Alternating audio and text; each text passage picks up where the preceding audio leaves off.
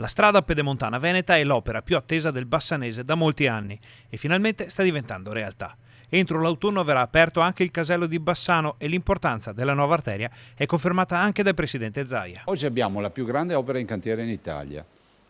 Sono 2 miliardi 258 milioni di euro di opere, 36 comuni, 14 caselli e la stiamo realizzando ormai in maniera molto veloce perché le grandi opere sono tutte state fatte, no? I viadotti, i ponti, abbiamo ancora il problema della galleria di Malo che è stata sequestrata e dissequestrata più volte, 3 volte, però nel complesso noi sappiamo che abbiamo già aperto un primo stralcio su Breganze, abbiamo aperto il secondo stralcio da Malo fino alla Valdastico. Adesso noi abbiamo assolutamente la necessità di aprire altri stralci funzionali e pian piano, man mano si apre, i cittadini la utilizzeranno e la conosceranno sempre di più.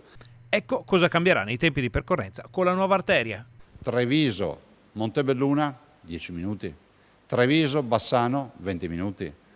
Treviso, Montecchio, 40 minuti. Cioè vuol dire che entrando a Treviso Nord si arriverà a Montecchio, cioè dopo le gallerie sull'autostrada A4, in una quarantina di minuti. Il che vuol dire che andremo a Vicenza in mezz'ora o roba del genere, cioè capite che è una roba che cambia il mondo.